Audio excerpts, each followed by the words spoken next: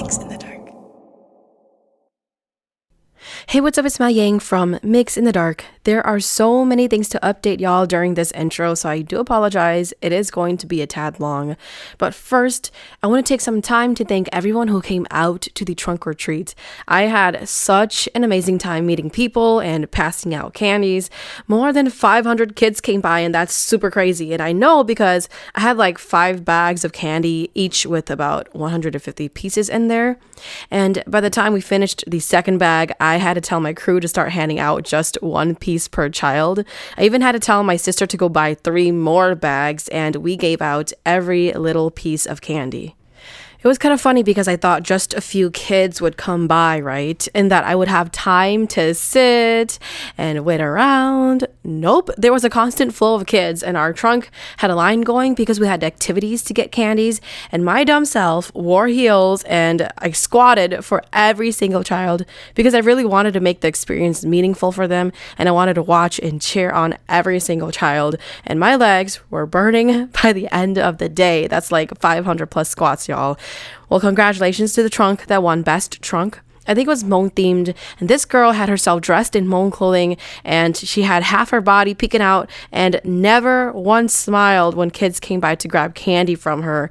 My sister went to her trunk and she said it was super creepy, but that's why she's a winner. She deserves that win because I don't know how to not smile at cute little kiddos for 3 full hours straight on. This was so worth it though. People ask if I would do it again, and I totally would, but I think I would do it every other year so that I can take my own kiddo trunk or treating too on the off years, that is. Okay, so time to update you on how my podcasting class with high schoolers is going. It is now week 3. They have learned the steps to making a podcast. We looked at stats and we studied top rated podcasts. We learned how to design our podcast brand and write scripts depending on the type of podcast that we're hosting. And last week I gave them a challenge as a way to practice podcasting. I told them to write a script for a question and answer episode, and we're going to use these scripts to practice recording and talking into a mic as if we were doing an actual episode, and I think it's going to be so much fun. And with that said, I am almost at my goal for purchasing mics for the classroom. I am about $50 away before my class becomes fully funded. Big shout outs to Macy, Nicole, Ying, and Va for donating money toward microphones for my class. I have another shout out for Sal for donating a USB microphone for the class. Any extra money will be used towards smaller things like USB to phone converters, multiple USB hubs, etc. Just things that would be helpful for the students. A little goes a long way, so I thank you so much for those who have donated so far and have supported the class so far. I'm going to transition and talk a little bit about this story. The writer who sent it to me is related to my episode called It Lives in the Basement. It was so interesting to me to hear this part of the story told from a different perspective, and I won't tell you how this person is related to the person who gave me the other episode, but if you listen to both, you could probably figure it out. With that said, please enjoy this episode.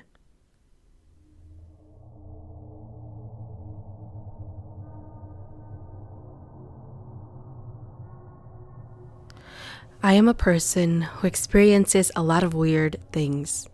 My parents are divorced. I have 3 brothers and an older sister. When my parents got divorced, my sister and I went with my mom. I would say I was maybe around 3 or 4 years old when they got separated. I would say that my mom was not stable financially during that time, so we would often visit my grandma at her senior home. My mom would pretend like we were just visiting when we were actually there to sleep. It wasn't long before my grandma passed away. I don't even remember much of her. When she passed, we would rotate between living with my uncles and aunties.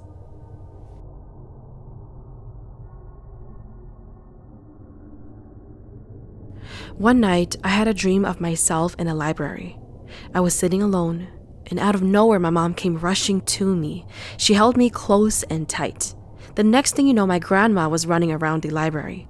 It was so fast, we saw her passing all the shelves around us. All you could hear was my grandma's voice saying, "You can't love her, you can't take care of her. Just let me take her with me so that you can be free." My grandma was running so fast in between the shelves that we couldn't even see her in one spot. It felt forever as she repeated herself and my mom saying, "No, I won't let her go." Right before waking up from my dreams, my grandmother dashed straight at us, and as soon as her hands were just about to reach me, I woke up. I woke up fearing my grandma. I saw my mom sleeping beside me. I sighed in relief. I felt warmth just staring at her as her arms were around me. I calmed down and closed my eyes, knowing that she was still asleep right next to me. When I did this, I heard her mumble, "I won't let her go." I was shocked. It was like we were having the same dream. Some time had passed since that dream. My mom took us to live with my auntie. My auntie lived near a graveyard. She has lots of kids of her own, but they welcomed us even though they had struggles of their own. If I remember correctly, my aunt's house had 3 rooms. The main room is my aunt's, and the other 2 rooms were taken over by my older cousins. They had 2 boy cousins that slept in the living room. My other girl cousins, my sister, mom, and I slept in the basement. I remember one early morning, I woke up to my mom closing the basement door and leaving to go to work. As a kid, I loved my mom very much and was very clingy, so I tried to get to her before she left the house. As I ran up the stairs, I opened the basement door to hear my mom already close the front door. I ran to the front door and tried to open it, but my small arms couldn't reach the top lock. Eventually, I gave up, slouched down, and just cried. As I cried, I heard some clicking noise coming from the kitchen. I lifted my head to see what was the noise. I started to see a small figure that looked like a small little girl. It had some long nails that were tapping on the kitchen table. I slowly moved my way to my 2 cousins that were sleeping on the couch. As I stared at the kitchen, the figure looked as if it was getting bigger and bigger. I got scared and went under the blanket at the bottom of my cousin's feet. I felt the thing come closer and closer to me. I don't even remember what happened or how long it went for, but the next thing you know, my aunt and everyone else was trying to wake me up to question why I was sleeping on my cousin's feet. I told them what happened, but I don't think they believed me. My auntie talked to my mom about this, and until this day, I don't know what it was and what my auntie and mom discussed. A couple of years later, my dad got custody of my sister and I. Later on in the year, my sister ran away to go back to my mom. She didn't want to take me because she knew how my mom struggled. My dad was already remarried, so I had a stepbrother now too. My next experience happened during the year 2013. I was a high school student who loved to ditch school a lot and just go over to my friends and just chill there.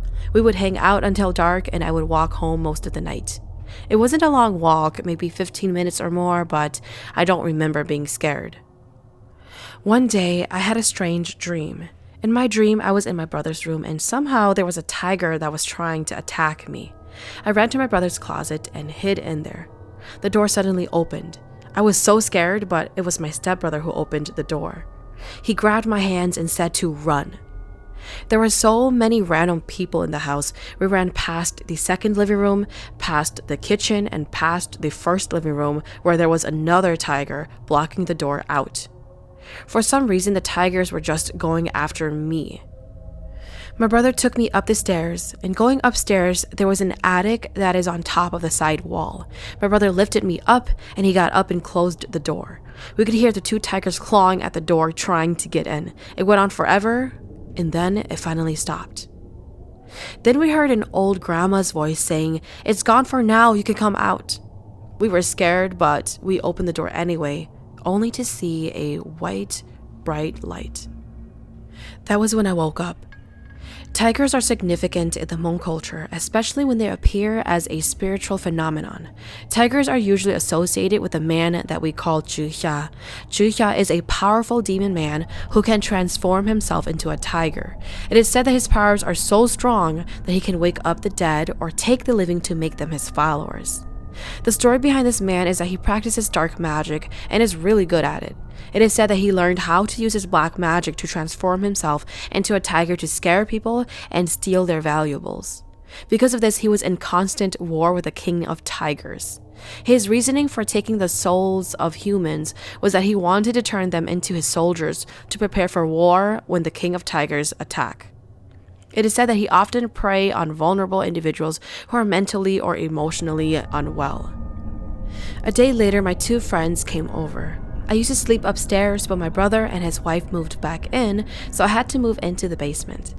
I need to explain the layout of the basement in order to fully tell my story. Our basement is shaped like a fat L, but reversed.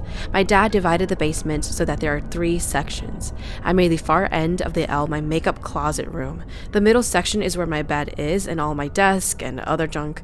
The upper end is where my auntie and cousins sleep. My friends were sitting on my bed. I was sitting on a chair and happened to burp. One of my friends said, if you burp, it means there's a ghost next to you. I get spooked very easily, so I jumped onto my bed with them. We laughed, and that was when I suddenly remembered my dream, so I told my friends because her mom is a shaman. She said to me that dreams involving tigers mean that there is someone bad trying to get into your house like a bonzong, or it could also mean that someone bad is already in your house. I want to pause to note that many Hmong folks associates a bonzong with Juhia. They are like Juhia's followers.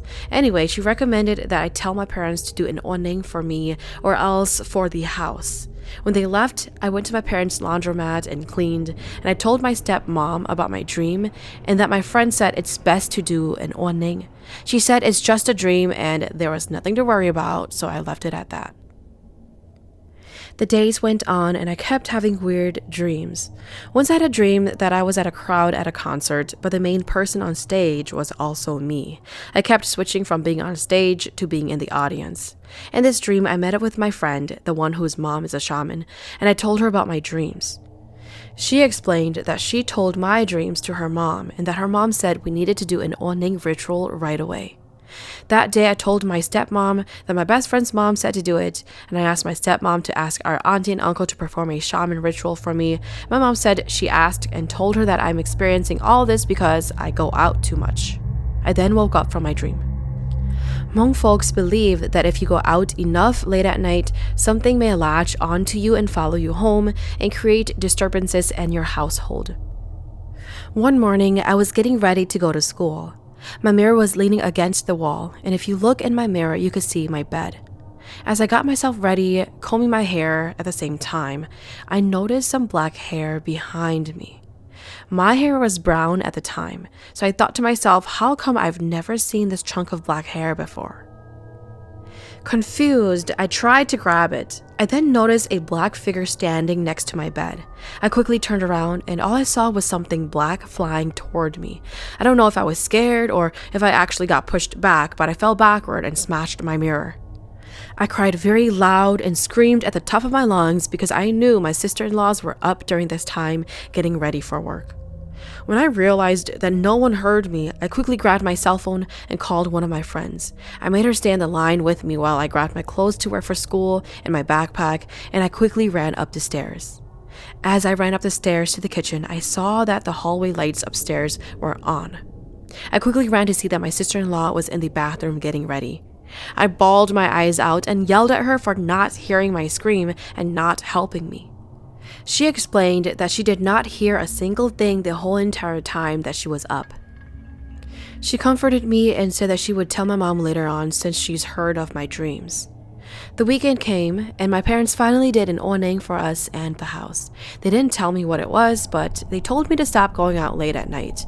Things will follow you thinking you are lonely. I met my boyfriend, now husband, in 2014. He had a lot of friends, and we would often hang out. One day, out of the blue at school, I heard the Hmong flute instrument and funeral drums playing. It was a quick sound as if it played only in my ears. I thought I might have missed some other sound, so I just shrugged it off. It is a superstition that when someone randomly hears funeral instruments playing, someone close to you is going to pass. Later that day, I found out that my boyfriend's friend's girlfriend had an accident and passed away. I didn't think too much of it. A couple of years later, I got married. I was pregnant with my first baby, and toward the end of my 3rd trimester, I kept having dreams of me dying in labor. I would have the same dream over and over again. I decided to let my mom know. She explained that my in-laws should do a ritual where they separate my soul from my baby's soul so that if one didn't make it, the other will. My mom called my mother-in-law to explain this to her. My mother-in-law answered that she has never done anything for her kids and they all have ended up okay. My mom was worried, so she politely asked if it was okay for her to do something for me, hoping to not offend my in-laws. My mother-in-law said yes, as long as I didn't mind it. My in-laws are not as traditional as my parents, so they didn't see a need for it. It didn't mean that they are uncaring. The ritual happened, and I never had those dreams again. Who knows what would have happened if my parents didn't do that ritual? Would I have really died? Or was I just too worried about labor? My labor was definitely hard and difficult, but we ended up healthy and well. I ended up working at a call center with my sister-in-law. My cousin and his wife worked there too. My cousin's wife and I were the new people who stayed late until 7 p.m. We had the cells next to the windows and were right next to each other. Usually during this time, our supervisors and other coworkers would have left home already, so that night it was just us on that floor. We were your typical workers when supervisors weren't around. We would slack off and watch movies or just touch our phones. It was very quiet. All of a sudden, I heard the Hmong flute and drums playing again. I leaned back to look over at my cousin's wife to see what she was watching in case the sound came from her. It didn't. I was confused and I asked her if she heard it too. She said no. I stood up to see if I could see any other coworkers around us. I went to take a walk around the floor and I found a few people doing their work quietly. I came back and sat down and I just shrugged it off. We both left home. A week later, my stepmom called and said Grandpa had just passed away. I thought about when I heard the Hmong flute and drums twice now. Death seems to follow the flute and drum sound. A couple of years later, I heard that one of my cousins had a heart attack and has been in the hospital. I was home alone with my 2 kids sound asleep. I was walking to the living room when I all of a sudden heard the sound again. This time, it was louder than most. As I stopped, I ran to my kids' room and just jumped into their bed and called my husband to stay on the phone until his parents got home. I instantly thought of my cousin at the hospital. Just a day or two, I learned that my cousin had passed away. I called my stepmom right away and told her what I experienced and what I just heard a couple of days ago. I blamed myself. I told her if I had told her or auntie that maybe we could have done something or done an onning for her to save her somehow, I don't know. My stepmom calmed me down and said, "It's okay, you just didn't know what it meant. Next time you have to yell. You have to yell and ask, who is it for? Who will it be?" I calmed myself down and I stopped crying. It wasn't too long before I heard the same musical instrument sound again. I heard it while we were in bed sleeping. I remember what my mom told me to do, but I was too scared to yell, "Who is it for?" So I just closed my eyes and I went back to sleep. It ended up being my auntie. I gave myself a hard time because of this.